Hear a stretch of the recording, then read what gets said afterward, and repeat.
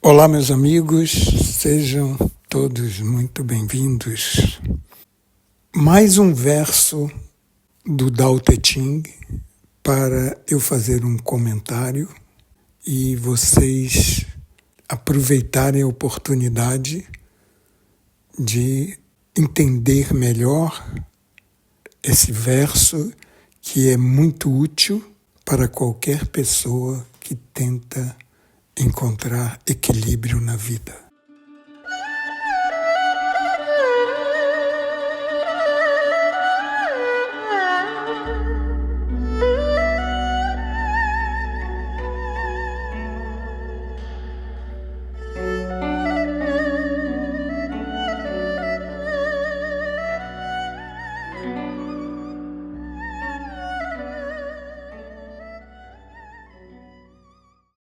Assim como age no mundo,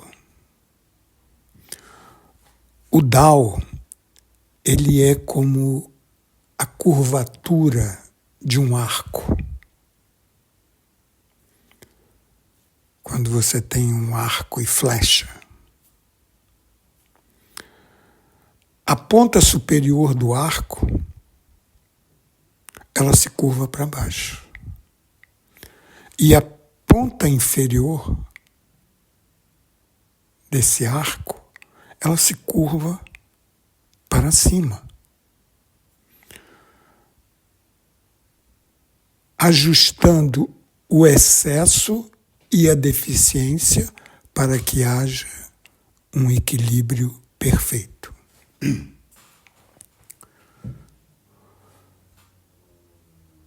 Tira do que é demais e dá ao que é insuficiente. Aquelas pessoas que tentam controlar, que usam a força para proteger o seu poder, vão contra a direção do Tao, que é o fluxo do nosso universo, do nosso planeta, da nossa natureza. O Tao é que dá origem a tudo.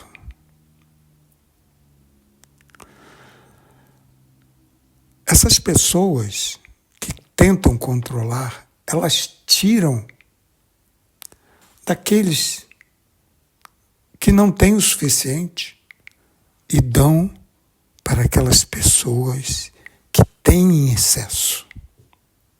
Tiram do pobre para enriquecer mais ainda os ricos. Mas uma pessoa sábia, um mestre, ele pode continuar dando porque sua riqueza é infinita. A riqueza não é material apenas. E esse mestre, essa pessoa sábia, que nós temos que nos espelhar, ela age sem esperar nada em troca. Não é um negociante barato. Ele tem sucesso, essa pessoa tem sucesso, sem se vangloriar, e não se considera melhor do que ninguém. Livre do orgulho. Então esse verso, ele é muito interessante nos dias de hoje, porque nós valorizamos apenas poder financeiro. É um período difícil para a humanidade, quando todas as pessoas começam a se tornarem fúteis, baratas, mesquinhas, avarentas, não tem compaixão, não tem generosidade, não tem nada que possa realmente funcionar para um grupo. Mas vamos ao começo do verso. O Tao é realmente assim, é como um arco, Porque você vê, quando você puxa para atirar a flecha, a ponta de cima desce e a de baixo sobe, criando o equilíbrio perfeito para que essa flecha saia com muita força. Então, o universo, ele tenta sempre, a natureza, vamos falar da natureza, que é nessa corrente é o que está mais próximo da gente. É a nossa natureza, do planeta Terra. A natureza está sempre buscando o equilíbrio, como o nosso corpo está fazendo isso. Dentro do corpo, você não vê o que está acontecendo lá dentro, mas é uma luta incessante pelo equilíbrio. Vocês já repararam que quando você vai comer e a sua comida veio muito salgada, ou você fez ela muito salgada, e não tem como consertar, e você acaba comendo aquela comida que está um pouco, não está assim intragável, mas você sente que abusou do sal ali. Aí você come aquela comida, você empurra, sentiu que está um pouco além da conta. O que acontece depois? Te dá sede. Certo? Por quê? Vamos analisar pelo yin e yang. O sal é yang ou yin? Todos nós sabemos que o sal é yang e o açúcar é yin. Então, quer dizer, coisas salgadas são yangs e coisas doces são yin. Coisas sólidas, secas, são yang, coisas molhadas, coisas aguadas, são yin. Para vocês entenderem melhor, a melancia é muito yin porque contém um grau elevado de água. Já uma fruta mais seca, como a maçã, ela é mais yang do que a melancia. O excesso de água sempre caracteriza como yin. Então, se você na alimentação abusou do yang, do sal, ou mesmo de carnes, que são muito yang, vai te dar sede. Por quê? É uma forma do seu corpo tentar se equilibrar. Como diz nesse verso, sempre tem uma tentativa de ajustar esse equilíbrio. Excesso e deficiência estão sempre ali tentando achar o ponto de equilíbrio não só para o corpo, como para a própria natureza, que tenta sempre estar se equilibrando. Então, se você come muito sal, muita carne, você vai sentir sede e vontade de comer doce. Por isso que existe a sobremesa. As pessoas que sentem muita necessidade de sobremesa são aquelas que salgaram demais a comida ou comeram alimentos muito yang, como comeu muita carne, assim, vai numa churrascaria, aí quer comer um doce depois, quer comer um brigadeiro, uma torta doce, né? Uma torta de maçã, o que for. Quer comer algo doce para equilibrar, é o corpo querendo equilibrar. Então, o universo, ele faz isso, ele tenta equilibrar. Nós não vemos, assim como não vemos o que acontece dentro do corpo. Não vemos nem na natureza do planeta Terra, mas está sempre, essas duas energias, o yin e yang, estão sempre tentando se equilibrar. Você pode ver que um casal é sempre uma tentativa de equilibrar aquela relação. Por isso que você vê um homem muito masculino, muito macho, assim, muito, sabe, aqueles homens bem masculinos mesmo, com a constituição física masculina, o comportamento, eles tendem a gostarem de mulheres muito femininas. Se eles estiverem com uma mulher muito masculina, vai haver um conflito, eles vão brigar muito. Vai haver uma certa briga pelo poder, porque uma mulher masculina vai querer dominar também, porque é uma característica do Yang, dominação. E a característica do Yin é de submissão, porque é o equilíbrio. Às vezes, eu já vi muitas vezes, uma mulher muito masculina, mas que ela não quer ter uma relação com mulheres, ela quer homens. Ela geralmente procura homens submissos, homens mais femininos, para equilibrar o relacionamento. Porque se forem dois muito femininos, vai ter muito problema ligado principalmente à liderança, ao que fazer realmente. Como ter uma atitude de desbravamento, de ímpeto, porque isso não são características do Yin. Então, sempre podemos analisar os acontecimentos dentro da filosofia do Yin e do Yang. Em tudo. Em alimentação, em comportamento, em relacionamento, em tudo. Em trabalho, em pensamentos. Tudo você pode equilibrar usando a filosofia do Yin e Yang. E aqui nesse verso, ele não fala diretamente sobre Yin e Yang, mas ele mostra que o Tao ajusta tudo, o excesso e a deficiência, para que haja um equilíbrio perfeito.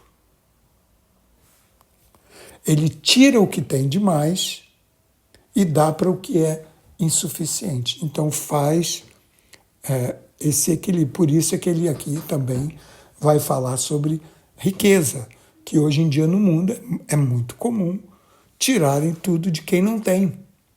O pobre não tem. Aí vem pessoas de várias fontes, até de fontes religiosas, não só do governo, mas vem tentar tirar o dinheiro de quem não tem para enriquecer mais ainda aqueles que estão lá em cima. Então, quanto mais rico, mais ele rouba, mais ele tira dos outros. Eu não vou generalizar, muitos homens são ricos porque trabalham honestamente, conseguem fazer a fortuna deles, isso é problema deles.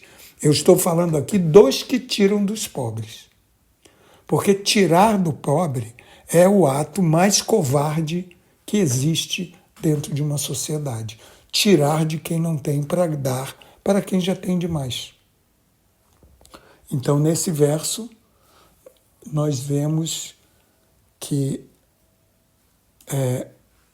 o mundo, para poder realmente se equilibrar, temos que vigiar e temos que mostrar que certos homens poderosos estão abusando da posição que eles têm para tirar de quem não tem.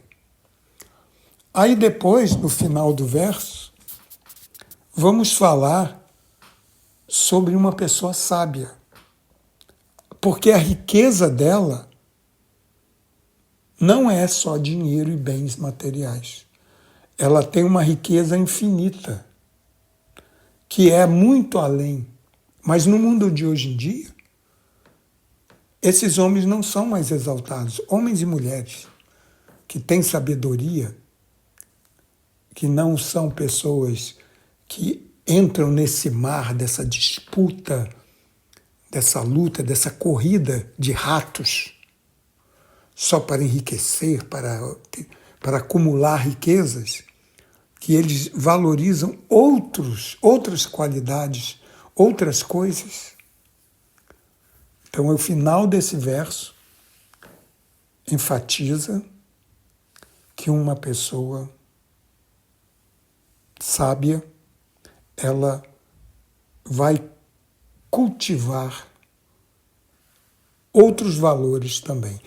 Isso não quer dizer que ela vai negligenciar a subsistência dela.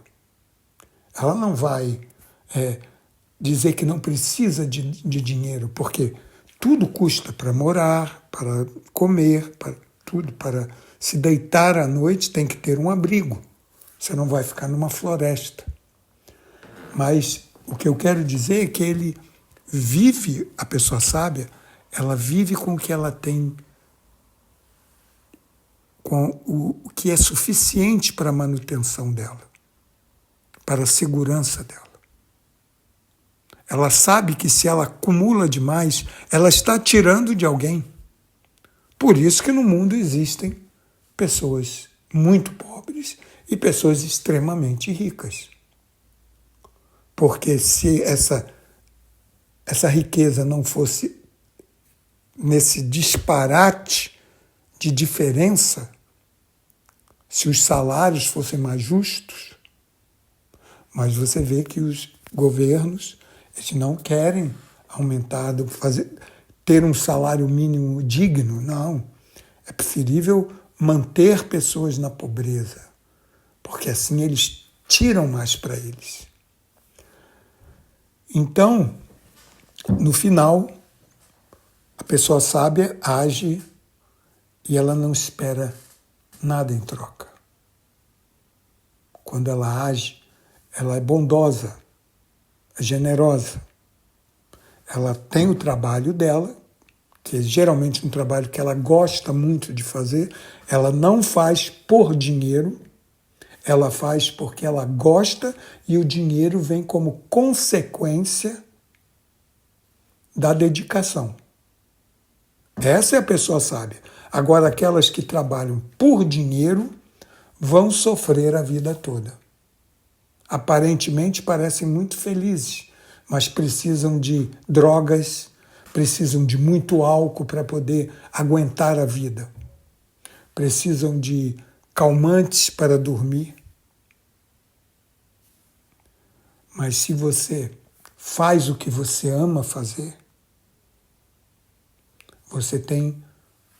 você faz tão bem feito que você acaba recebendo a recompensa, e quando você age no mundo, você não tem aquela mentalidade de rato, no sentido figurado, porque os ratos eles têm uma sociedade que funciona melhor do que a sociedade humana, na falar a verdade.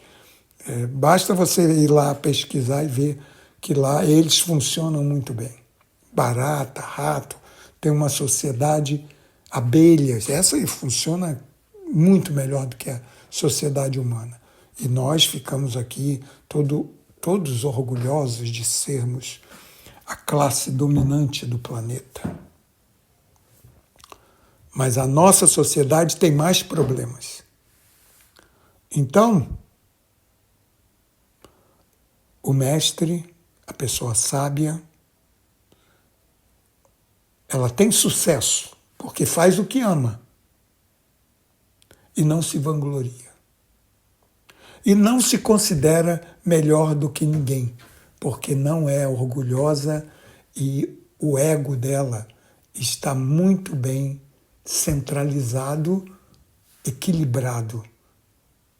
Não é um falso ego ou um ego cristalizado, no qual ela se acha melhor do que os outros, desdenha e fala mal de pessoas que não têm, não quer se associar com pessoas de outro nível, porque acha que ela é soberba e é melhor do que as outras pessoas.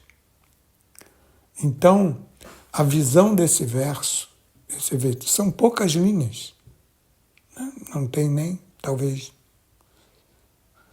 não tenha nem uma dúzia de linhas.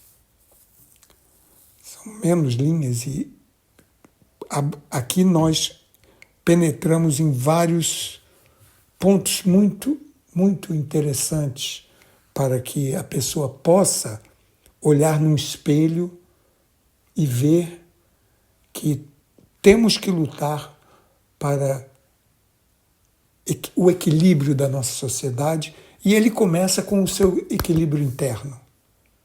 Você entendendo as forças yin e yang, você acaba equilibrando melhor a sua vida e, com isso, cada indivíduo, cada tijolo, estando firme, a casa que nós vamos construir se torna mais segura e mais aconchegante para vivermos. Então, eu agradeço a atenção de todos e até a próxima.